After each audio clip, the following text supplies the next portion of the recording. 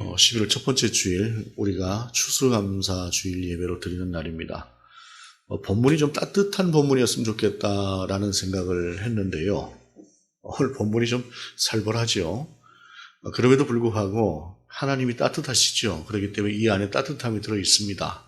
그래서 고민을 하다가 오늘 본문을 그대로 사용을 하고, 또 추수감사 주일에 맞게끔 오늘 본문을 들여다보는 것으로 일주일을 또 지냈습니다. 추수감사주일은 원래 구약의 초막절에서 왔죠. 초막절은 수장절이라고도 부르고 장막절이라고도 부르는데요. 한 해의 모든 추수가 다 끝나고 저장을 해놔요. 저장을 해놓고, 그리고 이제 하나님 앞에서 광야 동안에 우리를 인도하셨던 하나님을 찬양합니다 하면서 초막을 치고 장막을 치고, 그렇게 하나님 앞에서 일주일 동안을 지내면서 감사로 드리는 그러한 시기가 이 초막절입니다. 지금도 유대인들은 여전히 이 초막을 쳐요. 아파트도 베란다가 넓어서 그 베란다에서 초막을 쳐놓고 장막을 치고 텐트를 치고 그 안에서 생활을 한다고 합니다. 이 시기가 보게 되면 유대인의 절기로 보게 되면 우리의 추석하고 비슷하다 그래요. 우리의 추석하고 비슷한데, 우리는 추석이 아닌 11월 셋째 주를 보통 추수감사주일로 드리는 것은, 추수감사절의 유래가 이 초막절에서 추수감사절 유래했다고 한다면, 그 추수감사절 유래가 우리나라에 건너온 것은 미국에 있는 청교도들의 유래에서 이 추수감사절이 들어왔어요. 1620년에 102명이 메이플라워라는 그 배를 하나 타고, 180톤짜리 배를 타고 대서양인가요? 그걸 건너서 신대륙으로 가지 않습니까? 그 이유가 뭐냐면, 자기들 마음껏 하나님을 찬양하고 마음껏 하나님을 예배할 수 있는 그러한 신앙의 자유를 찾아서 그곳에 가요. 가는 도중에 수많은 사람들이 배 안에서 죽고, 또 도착을 했을 때에 풍토병으로 죽고, 농사를 얼마나 그 사람들이 잘 지었던 것도 아닌데 억지로 그곳에서 한 해를 넘기면서 그 다음 해에 추수를 했을 때에 남은 사람은 절반이 안 됐어요. 그럼에도 불구하고 우리가 이렇게 자유의 땅에서 하나님을 찬양할 수 있습니다, 하나님을 예배할 수 있습니다 하면서 추수감사 예배를 드렸던 그것에서, 그 정신에서 유래한 것이 오늘 추수감사주일이라는 것입니다. 2월 달에 팬데믹이 왔을 때에 설마 아니 부활절에는 우리가 예배 드릴 수 있겠지 하는 그런 마음이 있었어요, 제 안에. 부활절에야 예배 드릴 수 있겠지. 우리 주님의 부활인데. 웬걸. 부활절 그렇게 넘어가고, 그나마 예배도 저희 교회에서 드리지 못하는 그런 상태에서 가정 예배를 드리기도 하고, 또 유튜브로 찍어서 드리기도 하고, 어찌어찌 하다가 추수감사절 말저도 이렇게 예배를 드리면서 식사 한번 제대로 할 수 없는 그러한 상황 가운데서 우리가 예배를 드리지만, 그러나 추수감사절 그 유래 자체가 그와 같은 상황 속에서도 하나님을 찬양했던 그들의 정신을 생각하면서 우리가 이렇게 하나님 앞에서 예배를 드린다라고 하는 것을 기억하시면서 예배를 드릴 때 진정한 추수감사의 예배가 될 것으로 생각을 합니다. 근데 그렇게 신대륙을 찾았던 그들의 후예들이 세월이 지나가면서 또 그런 그리스도인, 기독교인 정신으로 세상을 살았느냐? 그렇지 않다고 해요. 인디언들을 핍박을 했고, 오히려 자기들이 그 땅의 주인인 것처럼 하면서 온갖 악행들을 저지르기도 했다고 하는 그런 역사들이 있어서, 참 어떤 면에서 보게 되면 좀 부끄러운 역사이기도 하지요. 악한 역사고 회개할 역사이기도 하고 하는데, 이 이스라엘 사람들도 마찬가지입니다. 이스라엘 사람들이 처음에 출애굽시키실 때 그 종으로 살던 그 사람들이 자유의 땅, 젖과 꿀 흐르는 땅 가나안에 가서 자유인으로 살 때에 얼마나 좋았겠어요. 그냥 어감만 받고 아침에 일어나고 나면 주인이 뭐 시킬까 하는 생각하고, 오늘은 또 어떻게 하루를 보낼까 생각하던 그 사람들이 자유를 누리면서 살았던 그 시간들이 참 좋았겠지요. 그런데 세월이 지나가면서 그 사람들도 조금씩 변해가면서 타락을 하기 시작을 합니다. 그러면서 특별히 미가의 시대에 와서는 정말로 힘든 그런 시기가 닥치게 돼요. 미가는 요담, 아하스, 히스기야, 므낫세 이 시대에 활동을 했던 사람인데, 히스기야의 때 같은 경우는 굉장히 성군이었으나 그러나 아하스 또는 히스기야 그 전에 있었던 그 다음 세대인 므낫세 같은 경우는 악한 왕이고, 특별히 히스기야의 아들은 아주 최악으로 치달을 만한 그런 악한 왕이었어요. 그러한 때 이스라엘의 상황이라고 하는 것이 어떤 때였는가? 보통 이제 이 본문의 상황이 아하스 때다라고 생각을 하는데, 있는 사람들은 더 가지려고 없는 사람들을 쥐어짜고, 권력을 가진 사람들은 그 권력을 가지고 더욱더 자기 자신의 입지를 공고히 하려고 하고, 이 상황 속에서 성직자들조차도 똑같이 그런 삶을 살았던 그러한 착취의 시대가 그 시대였다라고 하는 것입니다. 11절을 보게 되면 그들의 우두머리들은 뇌물을 위하여 재판하며 그들의 제사장은 삭슬 위하여 교훈하며 그들의 선지자는 돈을 위하여 점을 치면서도 여호와를 의뢰하여 이르기를 여호와께서 우리 중에 계시지 아니하니 재앙이 우리에게 임하지 아니하리라 하는도다. 왜 하나님께서 이 시대의 지도자들을 이렇게 야단을 치시고 그들을 향해서 이렇게 분노하시는 것일까요? 여기에는 착취당하는 당신의 백성들을 향한 안타까움이 있으신 것이에요. 누리고 빼앗는 그들에 대한 하나님의 분노도 있지만 그것으로 인해서 착취당해야 하는 당신의 백성들을 향한 하나님의 아픔. 고관대작들, 왕들, 선지자들, 제사장들 그 모두가 하나님께서 당신의 백성을 위해서 세워놓은 그러한 자리들인데 그들이 변해버린 거예요. 이거는 인간사 자체가 소망이 어떤 면에서 없다고 하는 것을 보여주는 모습이기도 합니다.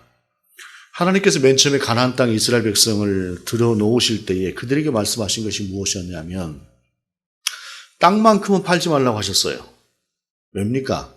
사람이 아무리 힘든 상황이 돼도 농사 짓고 먹고 사는 그런 땅만 있으면 다시 일어설 기회가 있는 것이기 때문에 적어도 어떤 경우에도 그 땅은 별도로 팔지 말아라. 그렇게 하나님께서 말씀하셨는데 이스라엘이 땅을 팔지 않았습니까? 땅을 팔았지요. 그러다 보니까 하나님께서 그 백성들 때문에 뭘 만들어요? 희년을 만들어요. 그래 니들이 49년 동안은 남의 땅을 그렇게 얻고 매매를 해라. 그러나 50년째에는 반드시 돌려줘라. 인간 세계라고 하는 것은 하나님께서 아무리 선하게 이끌어가시려고 해도 인간 자체가 가지고 있는 그 탐욕이라고 하는 것이 세상을 이렇게 만들어갑니다. 제가 이제 말씀을 준비하면서 IMF가 그 제공하는 자료를 보면서 1인당 최고 그 GDP가 높은 나라가 이제 룩셈부르크라고 하는 나라더라고요. 룩셈부르크라고 하는 나라인데 큰 의미는 없습니다. 인구 자체가 뭐 60만이 좀 넘는 나라니까 실질적으로 미국이라고 하는 나라가 워낙에 그 엄청난 GDP를 가지고 있죠. 그런데 제일 가난한 나라가 남수단 공화국이라고 하는 나라인데 275달러예요. 1인당 GDP가 400배가 넘습니다. 여러분들의 수익이 누군가는 여러분보다 400배가 높다거나 또는 여러분의 수익보다 누군가는 400배가 적다거나 할 때에 그 차이가 어떤 정도의 차이입니까? 엄청난 차이죠. 그런데 이런 모든 그 1인당 GDP라고 하는 것을 다 합쳐서 n분의 1로 나누지 않습니까?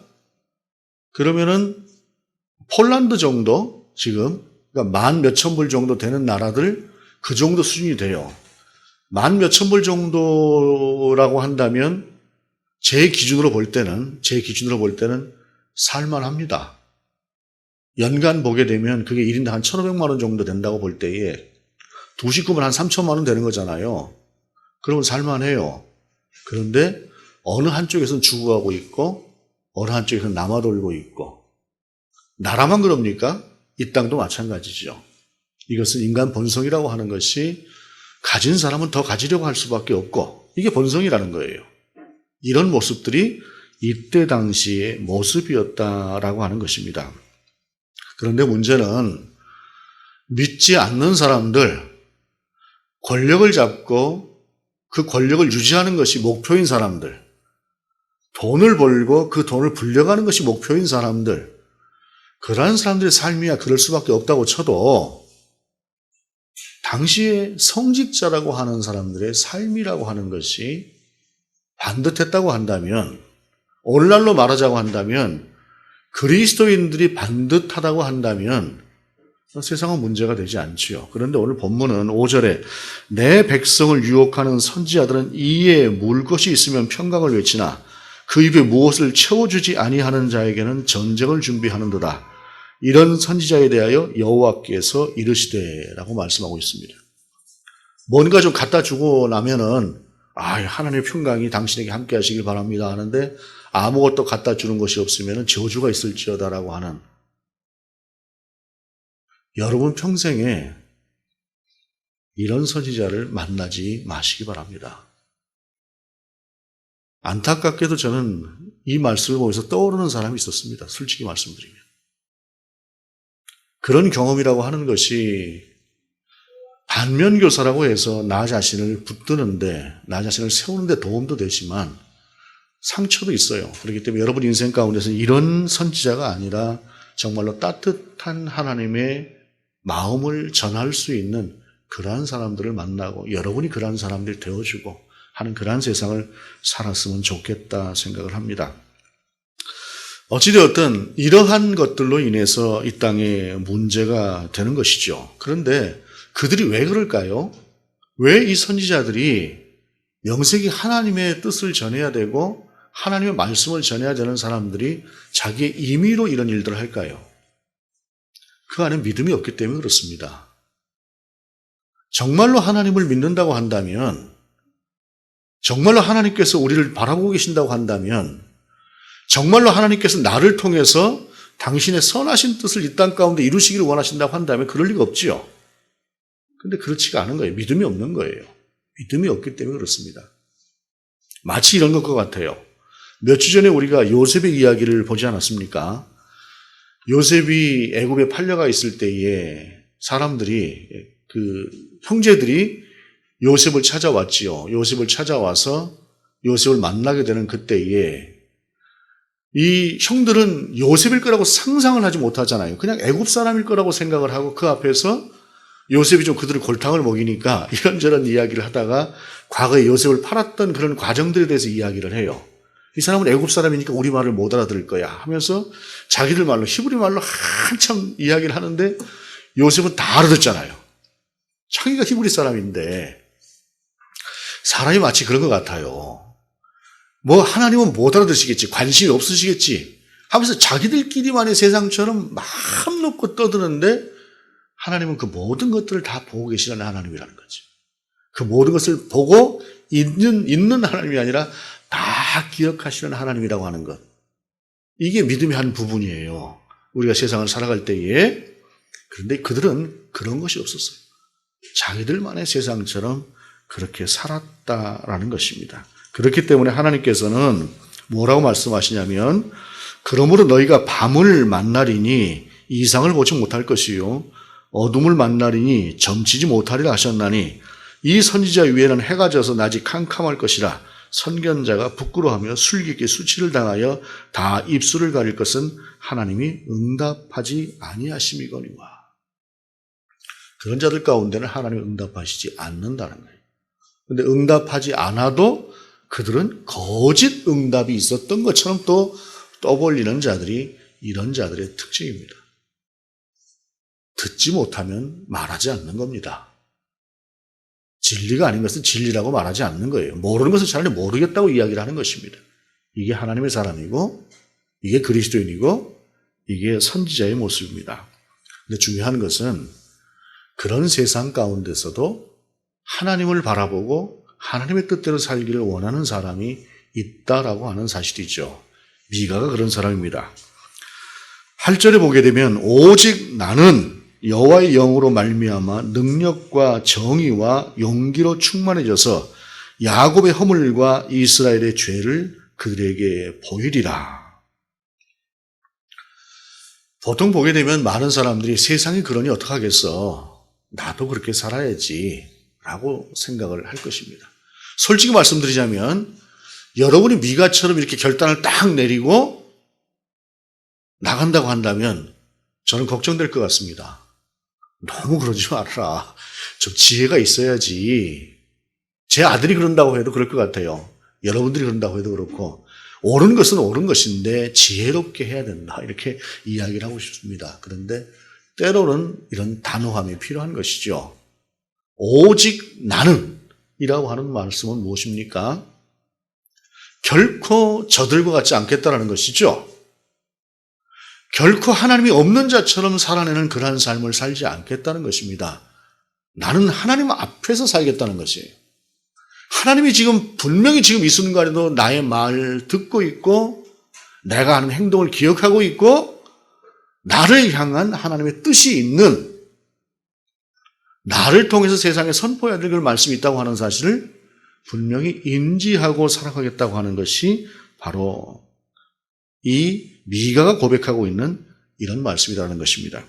정의를 미워하고 정직한 것을 굽게 하는 자들이 아니라 정의를 사랑하고 정직한 것을 바로 세우겠다고 하는 것이 미가의 뜻입니다. 시온을 피로 예루살렘으로 죄악으로 건축하는 그 무너진 성전, 하나님의 성전을 바로 세우는데 자기 자신을 드리겠다라고 하는 것이 오직 나는이라고 하는 이 미가의 결연한 의지다라고 하는 것입니다. 그런데 중요한 것은 그렇게 살고 싶다고 해서 그렇게 사라집니까? 하나님의 도우심이 없으면 되질 않아요. 마틴 루터가 하나님의 뜻대로 살기를 원하고 오직 하나님의 뜻만이 드러나기를 원했던 그런 마틴 루터가 불려나갔어요. 권력자 앞에 불려나가서 딱 섰는데 그곳에 섰을 때에 얼마나 두려웠냐면 앞에 서 있는 지붕 위에 있는 모든 기와들이 자기 자신을 향해서 곧 날아올 것 같더래요. 곧 죽을 것 같은. 루터가 막 마음이 남자답고 어떠한 경우도 절대로 나는 굴복하지 않겠다라고 하는 그러한 사람이라서 그 교황을 향해서 진리를 선포했던 사람이 아니라 곧 죽을 것 같은 그러한 두려움 속에도 더 두려운 것이 하나님의 뜻과 반대로 사는 것이 더 두려웠던 사람이기 때문에 그는 하나님의 뜻을 향해서 나갔던 거예요. 미가도 마찬가지입니다. 그가 그냥 누구보다 마음이 담대해서 어떤 것도 두렵지 않아서 그랬던 것이 아니라 그도 두려웠던 사람일 것입니다. 그럼에도 불구하고 그 안에서 하나님이 주시는 그러한 마음을 놓을 수 없었던 것이죠. 그런데 그런 그가 그 일을 할 수 있었던 것은 또한 무엇이냐면 여호와의 영으로, 오직 나는 여호와의 영으로 말미암아 하나님이 주시는 능력으로, 우리의 언어로 다시 말하자면 성령의 능력으로 그 일들을 감당하겠다라고 하는 사실이죠. 성령의 도우심을 날마다 구하는 것이 기도지요. 그 기도의 능력으로 그것을 이겨내겠다고 하는 것입니다. 그래서 우리가 기도하는 것이죠. 우리가 우리 힘으로 할 수 있는 것들이 육체적인 것들 속에서는 많이 있을 수 있겠으나 영적인 부분에서 우리가 우리의 힘으로 감당할 수 있는 것들이 얼마나 많이 있을까요? 우리가 우리의 마음을 진리 안에서 이것이 옳으니까 나는 이 뜻대로 살겠습니다 라고 살아가면 그것이 지속될 수 있을까요? 세상을 보면서 참 많은 안타까움을 느끼는 것 중에 하나가 무엇이냐면 처음에 그렇게 순전하고 아름다웠던 신앙을 가졌던 사람들이 세월이 가면서 그 신앙을 지키지 못하는 그런 모습들을 보게 되더라는 것입니다. 세상도 마찬가지입니다. 세상을 향해서 자기 자신을 내놓을 것 같았던 그러한 아름다운 마음을 가졌던 사람들이 조금씩 변하고 힘을 갖게 되면서 오히려 그것과는 반대되는, 그들이 정죄했던 그들의 모습으로 변해가는 그러한 모습들을 보게 됩니다. 나 혼자서 그것을 지킬 수 없습니다. 성령이 우리를 붙들어 주실 때에, 그리고 우리가 하나님 앞에서 그렇게 기도할 때에 하나님이 우리를 도우시는 것이다 라고 하는 사실이죠. 지난주에 우리가 찬양했던 내 힘만 의지할 때는 패할 수밖에 없도다 라고 하는 곡, 그 찬송가 그거를 마틴 루터가 만든 곡이라고 하지요.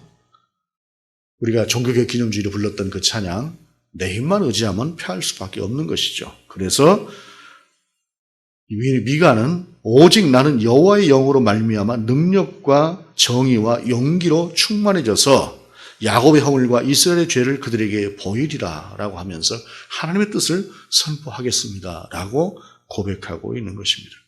그리고 본문은 이러한 시대를 향해서 이렇게 선포하고 있어요. 이러므로 너희로 말미암아 시온은 갈아엎은 밭이 되고 예루살렘은 무더기가 되고 성전에 사는 수풀의 높은 곳이 되리라 하시더라. 이 사람들이 믿음은 없으면서도 또 어떤 배짱은 있었냐면 하나님의 성전이 우리 가운데 있으니, 예루살렘에 하나님의 성전이 있으니 그 어느 누가 우리를 멸망시키겠는가라고 하는 또 이러한 엉뚱한 믿음은 있었어요. 하나님을 향해서 하나님 우리를 바라보시고 우리의 삶을 하나하나 보고 계신다고 하는 그런 책임감의 부분에 있어서는 이 사람들이 굉장히 무렸으나, 그럼에도 불구하고 하나님의 성전, 하나님이 계시고 하나님의 이름을 두신 그 예루살렘 성전이 우리에게 있으니 어찌 우리가 두려워하겠느냐라고 하는 이런 엉뚱한 믿음은 또 있었다는 말입니다. 미신이에요, 사실 이런 것은. 그런데 하나님께서 말씀하시는 것이 시온을 갈아입고 돌무더기가 되게 하겠고, 그 성전에 있었던 수풀은 그냥 정말로 수풀의 높은 곳이 되리라 라고 하는 그러한 말씀을 하고 있어요. 그리고 실제로 이것은 나중에 이루어지지 않습니까? 캄보디아에 가보신 분들은 아시겠지만 앙코르왓이라고 하는 캄보디아의 유물이 있습니다. 유적지가. 400년 전에 이 땅에서 그 흔적을 살아가기가 흔적이 없었던 그러한 그 앙코르 족속이, 크메르 족속이라고 하더군요. 그 족속들이 있었던, 누렸던 그 문화라고 하는 것이 오래전에 어떤 프랑스 고고학자에 의해서 발굴되면서 깜짝 놀랐대요, 그 사람들이. 동양은 미개한 나라, 특히 동남아 이쪽 미개한 나라로만 생각을 했는데 어떻게 이 속에 이러한 엄청난 유물이 있을 수가 있겠느냐. 이거는 로마가 만든 것이다 라고 그렇게 생각을 했다는 것이에요. 그런데 아무리 조사를 해봐도 이건 로마가 만든 것이 아니에요. 그러다 보니까 또 알렉산더가 전쟁 중에 이게 지나오면서 만든 것이다. 그것도 아니에요. 그곳에 분명한, 그것을 세울 만한 문명이 존재했다라고 하는 것을 나중에 인식을 하게 되면서, 특별히 우리 동양 사람들 같은 경우, 우리나라 사람들 같은 경우에도 가서 보면 어하기는 해도 서양 사람들이 보는 것만큼 감탄은 덜 하는 것 같아요. 가서 보면. 저는 이틀 동안 그것을 돌아보는데 더위에 하도 지쳐가지고 캄보디아가 참 우리나라 사람들 가서 살기에는 좋지 않은 동네 같습니다. 너무 후텁지근하고 또 기온은 높고 하니까 저는 이제 약간 더위를 먹고 왔었는데 힘들어서 못 보겠더라고요. 돌아다니면서. 특히 저는 이제 더위가 좀 약해서 그런 것 같은데, 어찌됐든 그런데 서양 사람들은 와서 보고 더 놀라는 거예요. 더 놀라는 것. 동양의 이런 문화가, 여러분, 그 엄청난 문화를 가지고 있었던 그 장소도 허물어져 버리니까 아무도 모르는 장소가 됐던 거예요. 예루살렘도 마찬가지입니다. 그들은 절대로 예루살렘이 무너지지 않을 것이라고 생각했으나 그 예루살렘은 무너져 버리는 그러한 예루살렘 성전이 되었다라고 하는 사실입니다. 그런데 여러분, 우리가 기억할 것이 있습니다. 성전이 무너졌다고 해서 하나님이 무너지는 것입니까? 오히려 이것은 우리에게 시사하는 바가 더 커요. 뭐냐면 사람이 어떤 주된 존재처럼 이끌어가는 그러한 성전의 시대는 막을 내리겠다고 하는 하나님의 섭리가 그 안에 있는 것이죠. 물론 그 후에 다시 한번 스룹바벨이라는 성전이 세워지긴 합니다만은, 작은 성전이 세워지긴 합니다만은, 그러나 성전의 시대는 이것으로 끝내겠다고 하는 것을 하나님은 보이신 것이에요. 그리고 예수 그리스도로 말미암아 예수 그리스도를 우리의 유일한 구주로 고백하는 그 신앙 고백 위에 세워진 교회를 통해서, 그리고 성령이 내주하시는 나라고 하는 하나님의 성전을 통해서 하나님은 전혀 다른 성전을 세우시고 전혀 다른 하나님의 백성을 이끌어 가시겠다라고 하는 것을 오늘 본문을 통해서 우리 가운데 보여주시는 것이다 라고 하는 사실입니다. 2020년이 2달 정도 남았습니다만은 이미 이제 기울어져 가고 있고 세월이 이렇게 지나가고 있습니다.